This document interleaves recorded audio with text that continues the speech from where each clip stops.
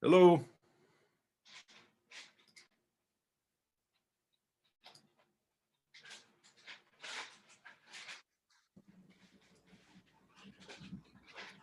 Hello, everyone. Hey, Bella. Glad you could Hey. make it. Did you get your computer trouble sorted out? Yeah, I did. Thanks. By the way, was it an Apple or a Mac? I mean, Windows. It was Windows. Okay. All right. That should be pretty easy to figure out then. Sometimes Macs can be a little extra step because they have a little more security involved sometimes than Windows do. All right. Well, do you see the notes for what I'm going to talk about on the screen, hopefully? This is chapter 2. And just a little bookkeeping here. We're going to finish chapter 2. That should be done by this week. Next week is going to be the 3rd chapter. And after chapter 3, we're going to have one of our quizzes. Now, I'm not sure how it's going to work out in terms of, is this going to be before break or after break? And one of the things I have to consider is that there's something kind of weird going on with IT at the college during break time. And I don't fully understand that yet. There was some suggestion that it was only going to be Blackboard, but a communication I got yesterday evening indicated that it might be even more than Blackboard. It could be WebAdvisor, and just the IT connection at all might be completely taken down and unavailable over break time, which is, I mean, that's bad news. I apologize for that, but that's not my department. I know that a lot of people get caught up on their work during break, and if you have to connect to any of the college infrastructure, it looks like that's going to be trouble. Don't know for sure, but that seems to be what's going to happen. But anyway, at some point, either before break or after break, shortly after break, there's going to be an exam. I'll get a reminder out about that on Blackboard so that everyone will be on the same page. But it's coming, so just a word to the wise. Now, today we're going to kind of put together what normally we've had a lecture and then we've looked at the chapter. Today we're going to do both. We're going to do a little lecture about relativism, a short lecture, and then we're going to kind of look at the highlights of the chapter. Keep in mind now that another part of the exam is going to be that announcement that I sent out via Blackboard, I don't know, a couple of weeks ago about a reading from Plato. That's going to be on the exam too. So make sure you go back through your announcements and look for that link to that Plato document. All right, let's get started. First of all, let me say that Dr. Poyman, and again, he's one of my heroes, so I'm criticizing, but I'm not criticizing because he's simply the best, I think, at what he does. But I think he says that moral diversity is exaggerated, and you can read about that toward the end of the chapter. There is a subheading that says, that's entitled "Moral Diversity is Exaggerated." But he still, I think, is putting too much emphasis on moral diversity, and I'll talk about that as we go through our conversation today. So first of all, let me make it absolutely clear that moral relativism of all of the responses to the question of what ought I to do, which is the essence of that's the question of ethics or moral theory. Relativism is the weakest position that one can take on adequate moral theory. And the reason it does that essentially is that it conflates or it confuses, it collapses moral theory into simply customs. It treats customs and moral theory as if they are synonymous. And that is just blatantly not true. That is incorrect. Moral theory is unconcerned about social practices. It really cares less about what this group wants or that group wants, whether that be inside one's culture or between cultures. So ethics is not concerned at all about that. If you want to study that, then uh, the best way to do that would be to take a course in sociology. Sociology is the study of social practices. And it's important that we understand that. I don't want to denigrate that at all, but I also don't want you to confuse what sociology does and what philosophy and ethics does. So moral theory, ethics is not concerned with social practice. It is concerned with the philosophical, technical, and scientific arguments people give for what they determine to be either good or evil. So I've noted here that Poemon seems to think that moral diversity is exaggerated, and you can see that in the subsection that I mentioned toward the end of chapter 2. He's entitled it "Moral Diversity is Exaggerated," but he himself still tends to overstress that diversity. Now, I've noted here that uh, the Hartman example. One of my MAs is in logical, is in logic and a probability, Bayesian theory. And Robert Hartman is one of the premier people that considers philosophical concepts within the sort of Bayesian theorem tradition. He studied people's actions all across the world and tried to give them a logical structure. And he maintains, and I think he is correct about this, that the actions of every person everywhere and in every culture has a similar logical construct. We all we all construct reality in basically the same way. Um, the example that I often give is in his value inventory. He talked about things that different cultures considered um, bad things to happen to them. If you ask an American what a power failure is, well, that's one of the worst things that can happen.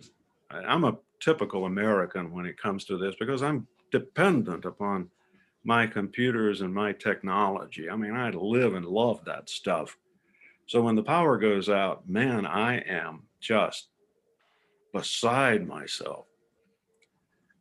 Back during communist era in Russia, when he asked Russians to rank a power failure, they ranked that right up there, way above where most Americans rate vacation. Well, why in the world would one think that a power failure was a good thing? Well, in communist Russia, you worked 7 hours, 7 days a week, 24 hours a day, basically for your daily bread. And the only time that they got any time off from work was when the power went out. So when a Russian, at least under the communist regime, was confronted with a power failure, that was freedom. So that was the only sort of freedom they had from this exaggerated work-a-day activity. So that was, so it wasn't a failure if moral diversity is the theory that you accept, then you would expect that to say that um, that Americans and Russians just were completely different when it came to power figure. It was obviously opposites each other, whereas in fact, it's the same thing. Vacation for us means freedom. Power failure for the communist Russian meant freedom. So it's not a problem of language. It's a problem of logic. So logic has to address this, um, not words. So if you want to see his discussion of this and my opposition to the conclusions that he makes, look at the last section in the chapter. And when you do, as you read that last section in the chapter, look at a link that I sent out this morning to the Stanford University list, their philosophical encyclopedia. They list the logical fallacies. I know this is an ethics course and not a logic course, but as I've expressed many times, ethics, the way philosophy does it, the question of what is right and what is good, depends entirely upon ethics, upon logic as a sort of a systematic way of studying that. So you don't have to memorize all of these logical fallacies, but just look over that first section of the Stanford University list of logical fallacies. Now, if you want to, you can go on and down further into the section 2 of that and study and at least look at the history of logic if you want to. I like to do that sort of thing. Perhaps you don't. All you have to do is just look at this list and think about this list of what is logically fallacious, and apply that, begin to apply that to your reading of this last part of chapter 2. So you have a little extra job to do here. Look at that list of logical fallacies as you read, especially through the last part of chapter 2. Now, in the book-wise, this leads us to a couple of chapters, a couple of section headings over in the second chapter, entitled Subjective Ethical Relativism and Conventional Relativism. Now, when you hear subjective, you should think of your opinion, individual's opinion. When you hear the word conventional relativism, you should think about social relativism, what your country or a country thinks, or what a different group might think. So subjective relativism is individual relativism. Conventional relativism is groupthink relativism. So one's individual, the other is a social phenomenon. But both of these, they're relativistic, even though one concerns you and the other concerns a group. Both hold that there are no objective moral and overriding principles, or they argue that such principles are nothing but individual, that would be subjective. When you read the Ted Bundy, that should be Bundy, not Bunt. German's coming out here. When you read the Ted Bundy example in Poyman under subjective ethical relativism, Ted Bundy is a prime example of a subjective relativist. I'm going to let you read that. It's a powerful section. Ted Bundy is a mass murderer that killed and ate people. And he excuses his propensity to love to devour people as it's my opinion, and you got no right to criticize me because I'm the master of my fate. So that's a radical example of a subjective or individual relativist. That's the classic problem, my dear friends, of the subjective relativist. Ted Bundy is what you get if you allow subjective relativism. He's the classic understanding of what it means to be a subjective relativist.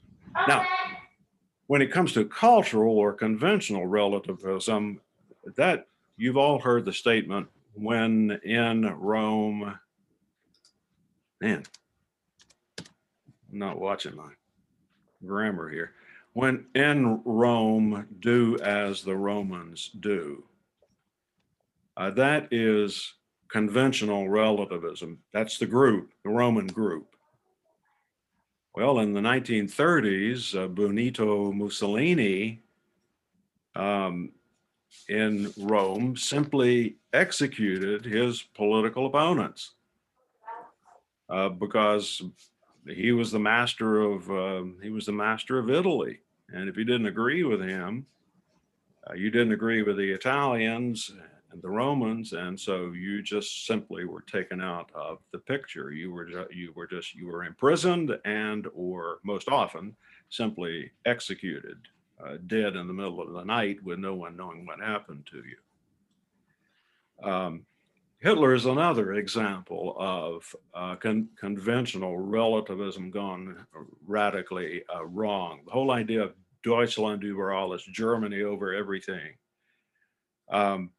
For Hitler, what was good for Germany was the thing that Hitler propounded. So he wasn't interested in what the Poles thought or what the French thought or what the English thought. Simply the German group, the German culture was all he was interested in. Everybody else was to be a slave of German culture. So he's interested only in what is good for Germany, and literally, and that's literally true, right? To hell with everybody else. Think of how many people died as a result of this cultural central relativism that Hitler propounded. Everybody was to serve Germany that would rule the world, and everyone else was to just simply do their part to make sure that this predominant culture of Germany was ascendant or topped everything else. Now, I've said here, and Poyman makes the same point, is that ultimately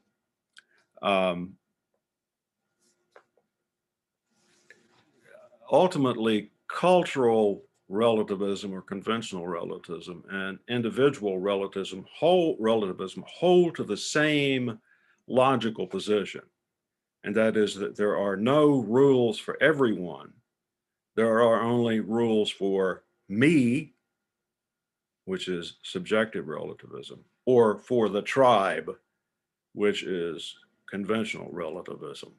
Everyone else is off the radar screen in terms of importance. Now, you can read about this under conventional ethical relativism in chapter 2. There is a discussion on conventional ethical relativism and tolerance. We tend to confuse subjective relativism with being tolerant. We should tolerate other people's opinions. That doesn't work ultimately, simply because, as in Ted Bundy's case, other people's opinion mean that hundreds or tens die in terms of Bundy, or millions die in terms of Hitler, because somebody wanted their way or the group way, and were willing to kill or do whatever it took um, to make that happen. Now, to add a little piece here to how one might deal with this, how one might stop this malevolent tendency in relativism.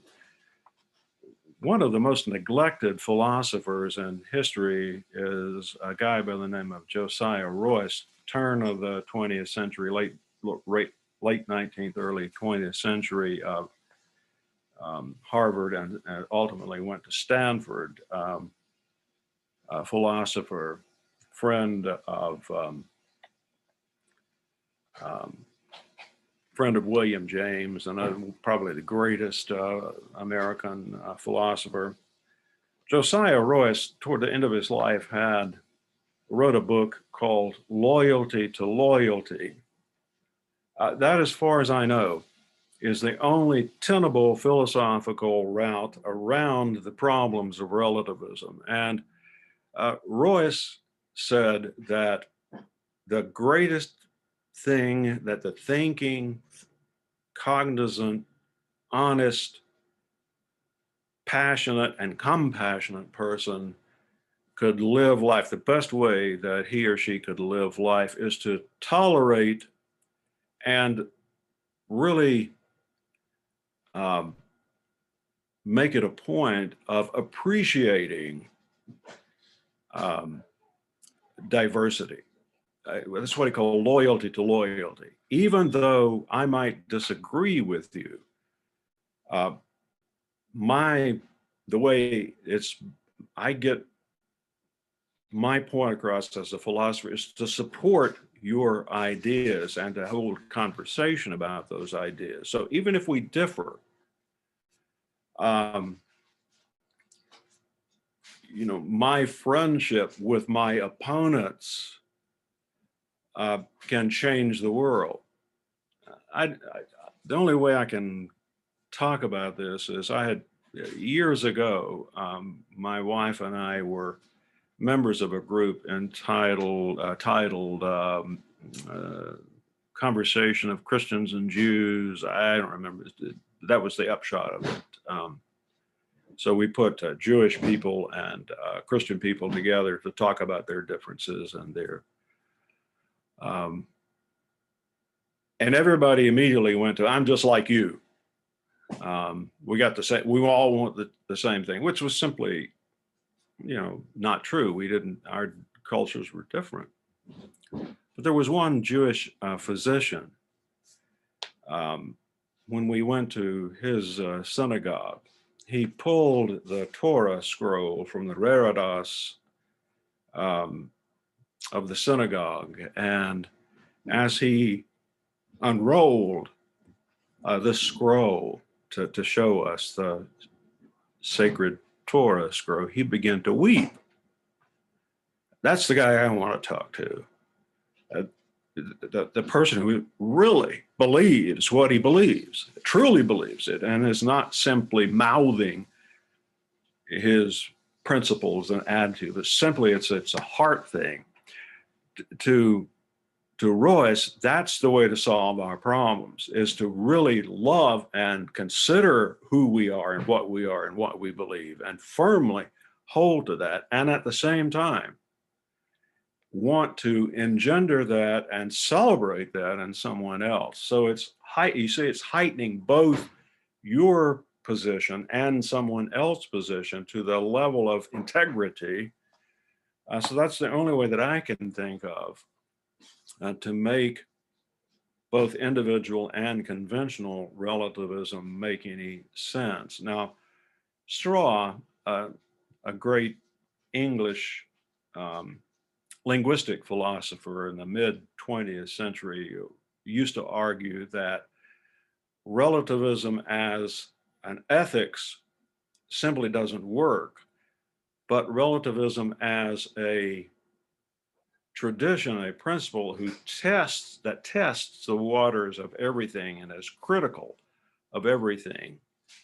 So if you understand relativism simply as a tool and not as a way to answer the question of what is right and good or good and evil, however you tend to phrase that, but to use it as a skeptical tool to test our opinions, he found that to be a viable use of relativism. Now, I'll leave that to you to think through that, but those are the only two examples that I can think of that make of ethical relativism any kind of meaningful philosophical argument. Now, I'm going to send you a document to go along with the lecture today from Plato, or it's about Plato. Plato argues that ethical relativism is inherently illogical. That if you say everyone has an opinion and that's correct, then that's an absolute statement. But if it's true, it negates everybody's opinion. So it's a logical inconsistency, according to Plato. And to him, for Plato, and I think he's right about this, there's no other way around the fact that cultural and subjective relativism are inherently illogical. And as such, we cannot spend much time on them or allow them to have any power in our lives, uh, especially as they are traditionally understood. Now, I'll send that little statement about ethical relativism out to you. I'll send you I'll actually, I think, send you a copy of my document, a Word document. I guess I'll send it out PDF because some of you might not have Word. But I'll send that out this afternoon or this evening when I get around to it. Now, going on in the textbook, we find criticisms of conventional ethical relativism. That's one of the main headings.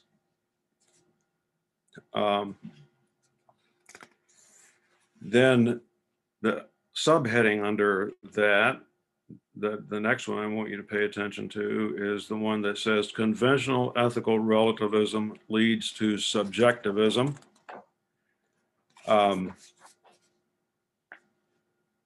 So his argument there is that ultimately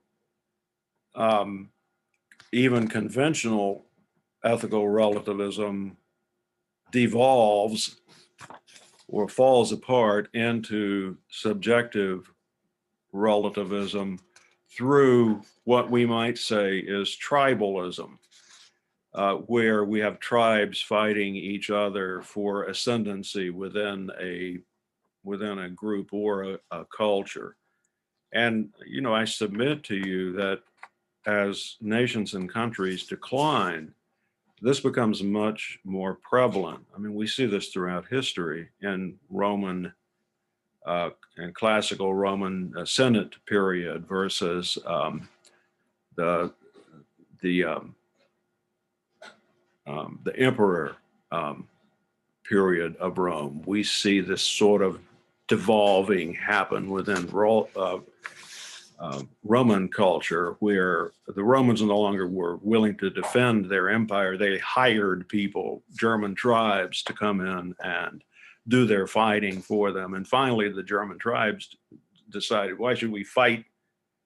Why should we fight for them when we could own them? And that's essentially what happened in the fall of the Roman Empire. So it became a tribalistic, people had lost their focus and their incentive to be a culture, and as a result they broke out into all kinds of factions that ended up eating each other alive.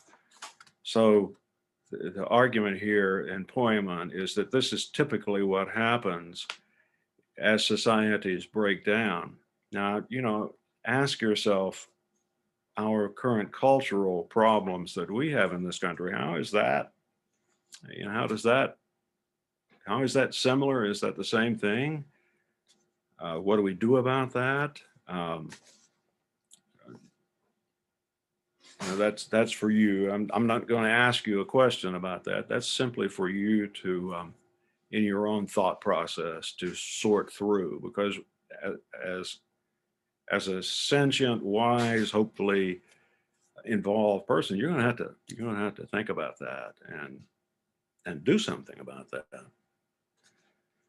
Then we get to the part that I really started with about moral diversity as being exaggerated. And remember that I want to take a little stronger position against that than Poeman does, simply because of Hartman's idea that even though we might differ on the surface, at the core, no matter what people you're talking about, wherever they are on this planet, they essentially have the same core values. Murder is wrong. Stealing is wrong. They might have different words for it, but those words don't really have meaning. That is an artificial construct. What is not artificial is logically at the base of this, and that is that this value might be given different words, but it still has the same meaning. That's the point. That's Hartman's mathematical value point. Then, toward almost at the end of the chapter, know the difference between weak dependency and strong dependency, because I'm pretty sure that there will be a question about that. Then finally, I want to reflect or address the problem of the indeterminacy of language. Now, I hinted at that a moment ago when I said that sometimes we give different names to things, but that doesn't mean that the concept is different. I actually studied under William Van Orman Quine, and he's one of the greatest logicians that I know of. But he's got a concept that he calls the indeterminacy of language. I'll just read from the textbook about this, because Poeman thinks that Dr. Quine has got a point here. I don't think he does, but Poeman does. And I'll read you what Poeman says. Relativists still have at least one more arrow in their quiver, the argument from the indeterminacy of translation. This theory, set forth by Willard Van Orman Quine, holds that languages are often so fundamentally different from each other that we cannot accurately translate concepts from one to the other. That is simply wrong. There have been, the whole history of translations, for instance, disprove that allegation. One of the examples that I can think of, and I know that all of you have heard this, there's a beautiful group of people in Africa, and I'd love to know some of these folk, but they seem to just be completely different. Their language is just, it's Japanese is when I was in college, I tried to take Chinese, but I couldn't get it. Chinese is a different kind of language. Japanese also, based on the kanji idea, which is kind of a combination of marks and what those marks represent, pictures that those marks represent. I couldn't get it. But the structure of the language is still translatable and approachable. The Khoisan, Khosian, the Khoisan group in Africa or a group that communicates and clicks and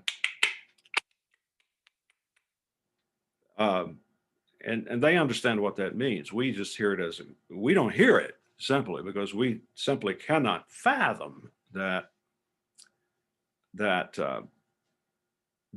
language delivery technique. It's even more foreign than Japanese and Chinese to us. I mean, it simply is entirely